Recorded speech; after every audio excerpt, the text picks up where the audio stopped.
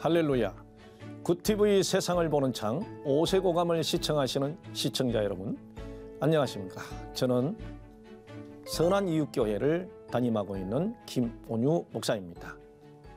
우리 좋으신 하나님께서 제 강의를 시청하시는 모든 분들께 큰 은혜 주시기를 주 예수님의 이름으로 축복합니다. 오늘은 경계선 성격장애라는 데 대해서 여러분께 말씀을 드리고자 합니다. 여러분, 사람에게는 보이는 인격이 있고 보이지 않는 인격이 있습니다. 보이는 인격에 대해서는 우리가 잘 아시다시피 첫째, 몸입니다. 몸. 얼굴 표정에서 나타나는 것, 몸의 행동에서 나타나는 것. 그 다음에 언어. 이 두 가지가 보이는 인격의 큰 두 가지입니다. 인격은 어디서 나타나느냐? 먼저 언어에서 나타납니다. 쓰는 지성적 언어인가? 아니면은 무지한 언어인가? 다른 사람을 알아주는 언어인가? 자기만 아는 언어인가? 다른 사람에게 극적인 감정을 표현하는 언어인가? 아니면은 편안한 언어로 말하는가? 다른 사람을 존중하는 언어인가? 아니면은 무시하는 언어인가? 자기를 학대하는 언어인가? 아니면은 자기를 존중하는 언어인가? 이런 것을 보면서 인격이라는 단어를 씁니다. 그러나 사람에게는 영혼이 있습니다. 그 영혼은 뭐냐? 일반적인 정신과적인 언어로서는 우리가 심리, 정신 이렇게 이야기를 하죠. 우리 신학에서는 영혼이라고 합니다. 성경에서는 마음이라고도 합니다. 그래서 마음이 인격입니다. 자, 보이지 않는 인격이, 마음이 예수님을 닮아서 온유하고 겸손하다면 얼굴과 언어에서도 온유와 겸손이 나타나야 된다는 것이죠. 내면적 인격과 외면적 인격이 일치할 때 그 사람을 인격적인 사람이다. 그리고 신실한 사람이다. 이렇게 이야기를 하죠. 오늘 이런 강의를 하는 저도 역시 인간이 가지고 있는 가면을 쓸 때가 있습니다. 페르소나라고 그러죠. 그러나 그 페르소나 뒤에는 항상 그림자가 있습니다. 그 그림자의 속에 성품이 늘 상처가 많고 고통스럽고 이런 것이 있다면 얼마나 고통스럽겠습니까? 자, 그런데 오늘 말씀드리는 경계선 인격장애는 자기가 가지고 있는 무의식의 심리적 고통과 갈등과 분노와 모든 것들을 극적으로 표현할 때가 있고, 아니면은 우울에 빠져서 힘든, 마치 조울증에 걸린 사람처럼, 양극성 장애가 있는 사람처럼 자신의 성품을 드러내는 이런 것들이 있습니다. 그래서 화면에 보이듯이 여러분들이 이 내용을 보면 강렬한 애정과 분노가 교차하면서 불안정한 대인관계를 나타내는 인격이다. 대인관계가 나오죠. 이 대인관계가 안정스럽고 예수님처럼 사랑스럽고, 그리고 대인관계가 원만한 사람을 우리는 인격적인 사람이다. 이렇게 이야기를 하는데, 애정과 분노가 교차하는 이런 상황들에 있을 때 타인과의 이 대인관계에서 얼마나 불안정스럽겠습니까? 그리고 경계선 인격장애는 심한 충동성이 있습니다. 그리고 조절이 잘 안 됩니다. 어떤 것을 계획하고 그 계획한도 내에서 한다든지 이렇게 돼야 되는데, 분노가 올라오면 조절이 안 되고, 우울이 또 생기면 그냥 조울에 마치 걸린 것처럼 죽기까지 하려고 하는 이러한 것들. 그래서 심한 충동성, 그리고 반복적인 자살, 그리고 자해적 행동이 일어나는 것을 우리는 경계선 인격장애라고 합니다. 최근에 어떤 고등학교 이제 3학년을 마친, 그리고 대학에 들어가려고 했지만 이러한 조울증과 경계선 인격장애를 가진 한 자매가 계속 지금 회귀 상담과 치유를 받고 있는데, 도저히 이 조울증적인 현상들이 쉽지가 않아서 약물 치료를 받게 하고 상담 치료를 받게 했습니다. 좀 끔찍한 얘기지만 강의를 듣다가도 상담을 하다가도 자해 행동이 충동적으로 일어나서 달려나가가지고 자해를 하고 하는 일들이 많습니다. 그래서 어쩔 수 없이 병원에 격리 입원시켜서 한 달 정도 치유를 받게 하고 그러고 나서 다시 상담을 시작을 해서 지금은 많이 좋아진 상태가 되었습니다. 왜 그럴까요? 그 자매가 가지고 있는 그 삶에는 강력한 애정과 분노가 극적으로 교차됩니다. 왜 그랬을까요? 성폭행을 당하고 과거에 부모로부터 받았던 강력한 억압이 있었습니다. 그런 가운데서 조절되지 않는 상황들이 벌어지기 때문에 이러한 것을 우리는 대인관계에서까지도 이러한 자의적인 행동이 나오기 때문에 경계선 인격장애다. 그렇게 이야기를 하죠.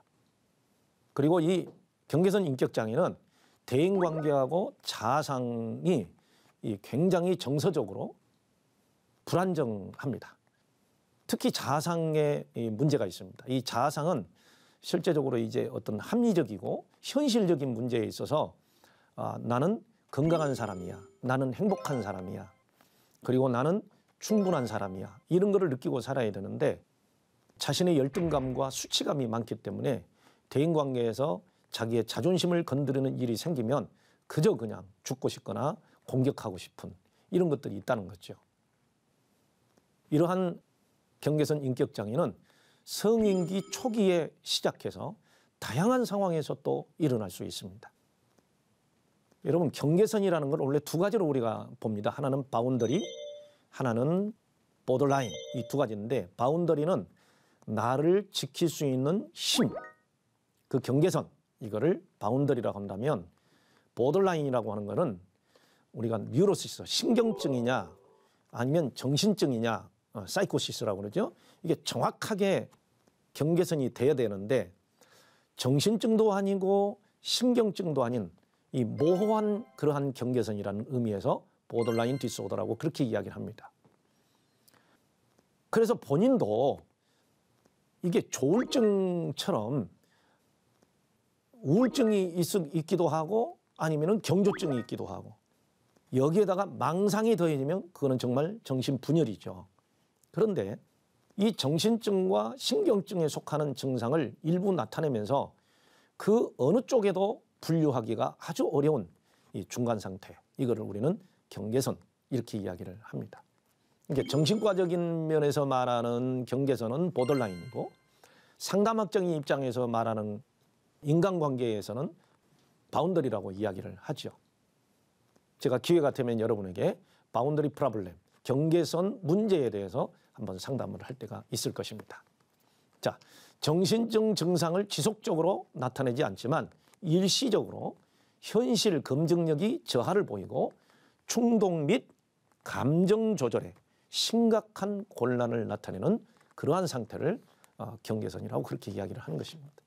감정 조절에 심각한 곤란을 느낀다.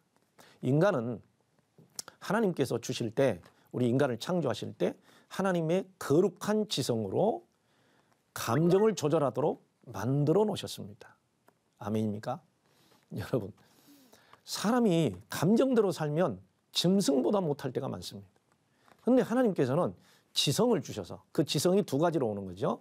하나는 현실에 입각한 지성, 두 번째로 영성과 양심에 입각한 지성, 이 두 가지가 우리의 감정을 조절하게 되어 있습니다. 그거를 리비도를, 이들을 이고와 슈퍼이고가 조절을 한다. 이렇게 말하는, 심리학에서 말하는 그 조절과 성경에서 말하는 하나님의 은혜, 성령의 능력, 그리고 인간의 하나님의 형상, 이것이 바로 조화된 것이라고 말할 수 있겠죠.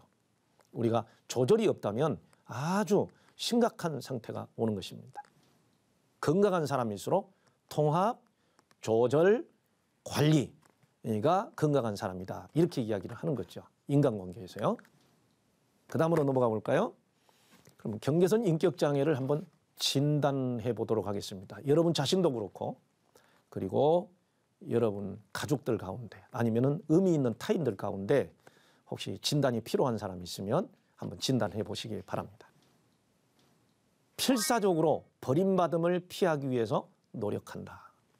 다시 말해서 배신당하거나 버림받거나 실현당하지 않기 위해서 집착을 하는 경우가 있다. 두 번째, 극단적인 이상화와 평가절하가 특징적으로 반복되는 불안정하고 강렬한 대인관계가 있다. 네, 극단적인 이상화, 자기를 막 이상화시키죠. 그래서 나는 이런 사람이 될 거야, 이런 사람이야 라고 하면서 자기를 드러내는 거죠. 아니면은 자기를 극단적으로 나는 죽어야 해, 나는 이 세상에 있을 가치가 없어, 이런 식으로 반복되면서 아주 불안정한 이런 관계죠. 또 타인에서도 마찬가지입니다. 당신은 아주 훌륭한 사람이야, 아주 건강한 사람이야, 아주 행복한 사람이야, 당신같이 좋은 사람 처음 봤어, 이런 표현을 하는데, 목회를 하다 보면 제가 설교를 할 때도 어떤 분은 앞자리에 앉아서 우리 목사님 같이 훌륭하신 분은 내가 처음 봅니다. 뭐 세상에서 제일 멋있을 겁니다. 세상에서 말씀을 제일 잘 전하십니다 하면서 제일 앞자리에 앉아서 아멘도 잘하고 그래요. 그런데 조금만 실망감이 느껴지면 앞자리에서 뒷자리에 가고 기둥 뒤에 숨고 다른 사람 뒤에 숨어서 어쩌면 우리 목사님이 그러시냐고. 자, 이런 어떤 그 심각한 자기 감정 표현을 하는 그런 분들이 있어요. 이런 분들이 바로 경계선 인격장애라고 말할 수 있습니다. 사람이 그럴 수 있다라고 생각을 해야 되는데 그렇지는 않는 거죠. 그 다음에 이제 정체감 혼란이 있습니다. 원래 정체감 혼란이라는 건 두 가지입니다. 하나는 자신의 어떤 존재에 대한 정체감, 두 번째로는 자기 기능에 대한 정체감이 있는데 자기 존재에 대한 그 정체감도 아주 혼란스럽고, 그리고 자기가 할 수 있는 것과 할 수 없는 것에 대한 것도 아주 혼란스러워서 흑백 논리가 굉장히 강합니다. 이걸 파국적 사고라고 그러죠. 죽기 아니면 살기, 죄 아니면 의, 지옥 아니면 천국. 이런 사람하고 대화할 때는 아주 불안합니다. 그리고 화가 나고 너무 대화가 안 되죠. 이러한 경계선 인격장애를 우리가 진단해 볼 수 있겠습니다. 그 다음에 손상을 줄 수 있는 충동성이 있습니다. 다시 말해서 낭비를 막 그냥 심각하게 하고 돈이 있는 대로 그냥 다 써버리기도 하고 기분만 좋으면 그냥 있는 돈 다 써버립니다. 그리고 성관계에서도 극적으로 성에 집착을 해서 성관계가 아니면은 사랑의 관계가 아니다라고 생각을 하고 집착을 하고 성 중독에 빠지는 경우도 있습니다. 그리고 물질을 남용을 하고, 다시 말해서 알코올을 남용을 한다든지 아니면 마약 남용이라든지, 그러고 운전을 해도 아주 무모하게 운전을 하고 그러면서 스릴을 즐기고 그리고 폭식을 하고 이러한 것들이 일어날 수 있습니다. 그러면서 옆에 있는 사람이 늘 불안하죠. 무섭죠. 그리고 반복적인 자살 행동을 한다든지, 실제로 또 죽지는 않아요. 제가 요즘 한 3사람 정도의 지금 경계선 인격장애를 가지고 있고 그리고 약물 치료를 받고 있는 조울증 환자들을 지금 상담을 하고 또 강의를 하고 있는데 참 극적인 행동이 많습니다. 그래서 옆에 보호자가 반드시 있어야만 하는 그런 상황들에 있습니다. 그리고 현저하게 기분 변화에 따른 정서의 불안정성이 있습니다. 다시 말해서 가끔 심한 불쾌감 아니면 민감성 그리고 불안 등이 몇 시간 지속이 되고, 그리고 또 이런 사람은 만성적인 이 공허감에 시달립니다. 어떤 목표를 성취를 하고 어떤 사랑을 많이 하고 해도 항상 가슴이 허하게 비어 있습니다. 다시 말해서 만족감이 없다는 것입니다. 그래서 가끔 물어봅니다. 지금 기분이 어때요? 그러면은 쏘 합니다. 뭐 그저 그렇습니다. 이런 사람은 아주 기분이 좋아요, 이런 말을 하기를 싫어합니다. 극히 좋아야 좋다고 합니다. 그래서 자기를 깨달은 사람이니까 지금 기분이 어때요? 그러면은 어느 정도 치유가 된 사람은 저는 마음이 편한 상태는 좋은 것입니다, 이렇게 대답을 할 수 있어요. 그 말은 무슨 말입니까? 나는 만족이 없는 사람입니다, 이런 뜻이거든요. 그래서 어떠한 극적인 만족감을 얻기 위해서 아니면 또 사람들에게 공감을 받기 위해서 행동을 하는 이러한 것들을 우리는 경계선 인격장애라고 그렇게 합니다. 자, 그 다음으로 넘어가 볼까요? 아주 부적절하고 심한 분노를 느끼거나 분노를 조절하기가 힘이 듭니다. 그래서 자주 우라통을 터뜨리고 지속적으로 분노하고 잦은 육체적 싸움을 하는, 다음에 제가 말씀드렸지만 마치 반사회 인격장애를 가진 것처럼 신체적으로 막 폭력을 행사하면서 싸움을 일부러 걸고 싸우면서 쾌감을 느끼는 이런 상태가 될 수도 있습니다. 그리고 그런 사람은 스트레스와 아주 관련된 망상적인 사고나 심한 해리 증상을 일시적으로 나타낼 수 있습니다. 스트레스와 관련된 망상적 사고라는 것은 스트레스를 해결하기 위해서 전쟁터에 나가서 자기가 어떤 영웅이 된다든지, 그 영웅이 되는 전쟁터에서의 영웅은 뭐겠습니까? 아주 비참하게 상대방을 적군을 죽이는 그런 망상적 사고. 그러면서 스스로 기쁨을 느끼고, 또 심한 해리 증상이라고 하는 것은 과거의 무의식 가운데 묻혀져 있는 거절에 대한 분노를 그냥 막 표현을 하는데 자기가 아닙니다. 사람이 볼 때는 귀신 들렸든지 미쳤든지 둘 중에 하나인데, 그런 해리 증상을 나타내고 시간이 지나서 왜 그랬냐 물어보면은 제가 언제요? 이렇게 대답을 해버리는 경우도 있습니다. 이거는 정말 극단적인 치료가 필요하죠. 그래서 경계선 성격 장애의 가장 큰 특징은 극단적인 심리적 불안정성입니다. 심리적 불안정성입니다. 분노의 수준을 넘어선다든지 우울의 수준을 넘어서서 자살과 극단적 행동의 그 불안정성, 이렇게 말할 수가 있겠죠. 자, 그 다음으로 넘어가 볼까요? 그러면 이 BPD라는 것은 경계선 인격 장애의 그 약자입니다. 예, 그래서 Borderline Personality Disorder의 약자이기 때문에 이해해 주시기 바랍니다.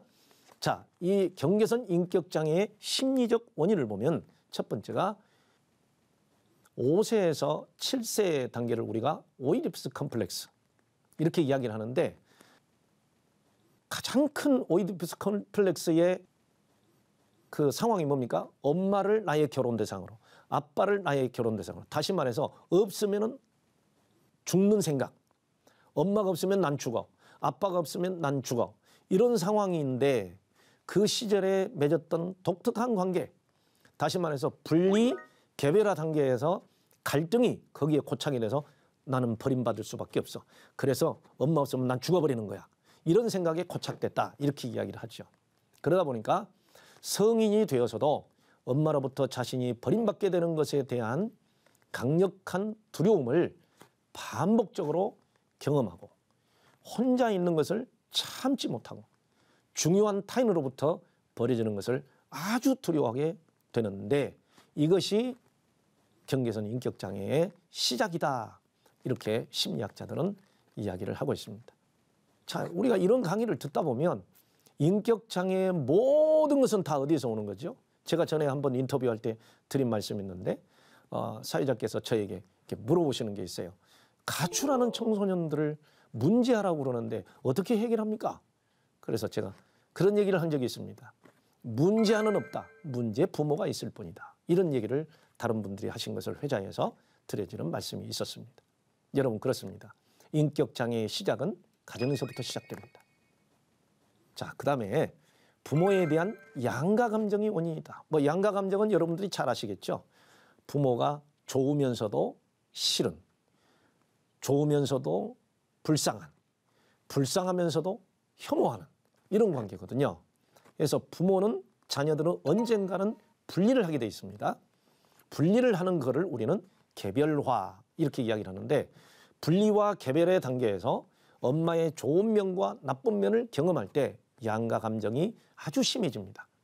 성인기에도 극적인 양가 감정을 경험하면서 극적인 인격으로 고착이 될 때 이 경계선 인격장애라고 그렇게 이야기를 하는 거죠. 여러분, 사람이 좋을 때가 있으면 싫을 때가 있고, 전도서에 보면 던질 때가 있으면 거둘 때가 있고, 사랑할 때가 있으면 어떨 때는 미움이 생길 때도 있는 것이거든요. 이런 거를 인정을 못하는 거죠. 특히 어린 시절에 충격적인 외상이 있을 수 있습니다. 그래서 버림받음과 학대를 경험할 때 경계선 인격장애를 가지고 올 수 있습니다. 자, 그 다음으로 한번 넘어가 볼까요? 우리는 이제 그 인격장애도 그렇고 어떤 불안장애도 그렇고 정신질환도 그렇고 모든 것을 보면 이제 신경생물학이라는 단어를 씁니다. 아니면 신경심리학이라는 단어를 씁니다. 왜냐하면 심리적인 문제와 신경계통의 문제, 다시 말해서 중추신경과 자율신경, 체성신경 이런 신경과의 관계를 우리가 연구하고 같이 나눠보기 때문에 선천적으로 가족이 매우 감정적이고 충동적인 가정에서 이런 경계선 인격장애가 태어날 수 있다는 거예요. 선천적으로 아주 예민한 가정들이 있어요. 그래서 그거를 직관적이다, 인투이션, 어떨 때는 아주 센서티브하다, 감각적이다, 그리고 예민하다 이런 것들을 우리가 말할 수 있는데 가정이 그런 가정이 있을 수 있죠. 그다음에 우리의 그 행복 호르몬, 조절 호르몬인데 원래 세로토닌이라는 것은 조절 호르몬입니다. 어린 시절에는 무조건 12살 때까지 이 세로토닌이 잘 나와야 됩니다. 행복한 가정, 좋은 가정에서 세로토닌이 잘 나오게 되어 있습니다. 그러면 도파민이 나올 때 이 세로토닌이 도파민을 조절해 주는데 이게 수준이 낮아서 도파민 수치를 조절을 하지 못할 때 충동적 행동이 나오게 됩니다. 그리고 또한 자기 조절 기능이 손상되었기 때문에 뇌가 신경인지적으로 이 결함이 생길 때가 있습니다. 그게 뭐냐? 이 전두엽이라고 하는데 좌뇌와 우뇌가 있는데 좌뇌는 정서적인 부분, 우뇌는 지성적인 부분이거든요. 그래서 이 논리적인 부분이 망가져서 이 감정 부분을 조절을 못할 때 오는 이러한 현상.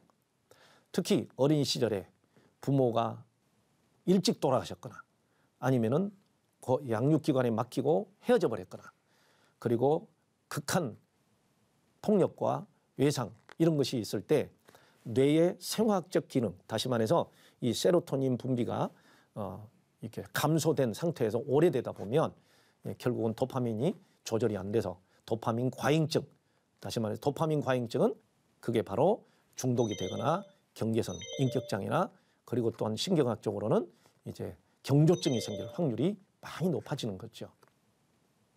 자, 그러면 우리가 그들의 왜곡된 생각을 한번 점검해 볼 수 있습니다.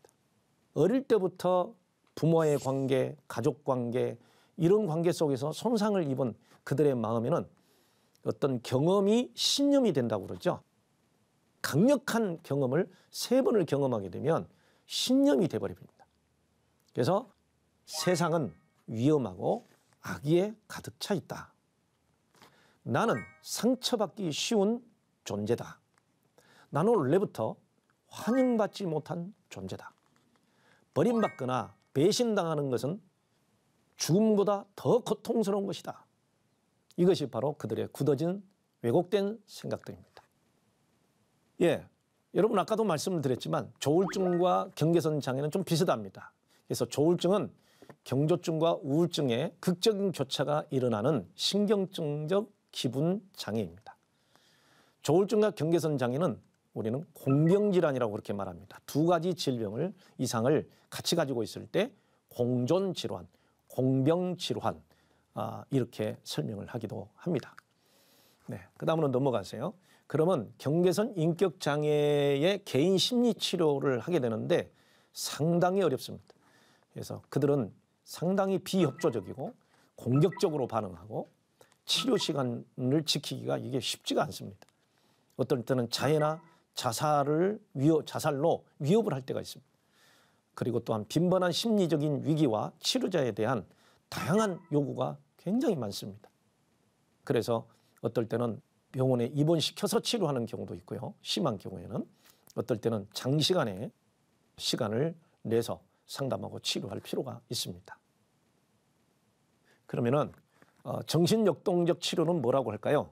내담자의 자아를 강화시켜서 불안과 충동에 대한 통제력을 향상시키고 내담자의 부모에 대한 상처를 통합시켜서 안정된 자기인식과 대인관계를 유도하는 것이 중요합니다.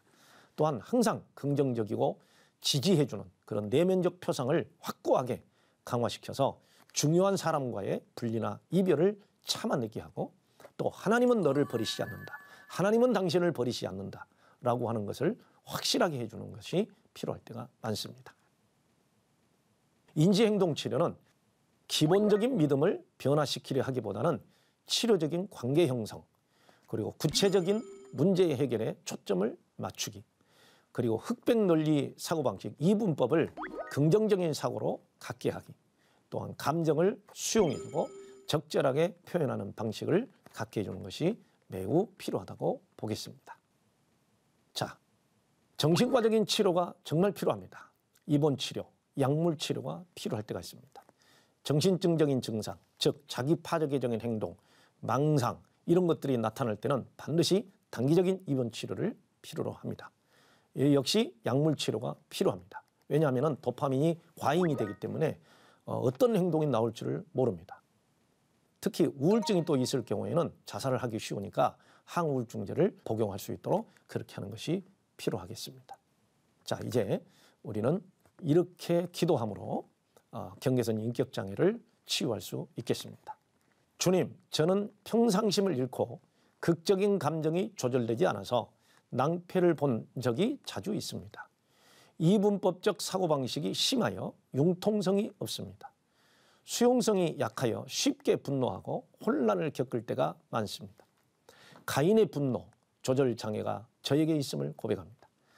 자살 충동이 일어나거나 조절이 안 될 때가 많습니다. 이 경계선 인격 장애를 치유해 주시기를 간절히 기도합니다. 아멘. 하나님의 말씀으로 세상을 이해하고 바라보는 마음의 창이 여러분 안에 열리기를 소망하며 이 시간 마치겠습니다. 감사합니다.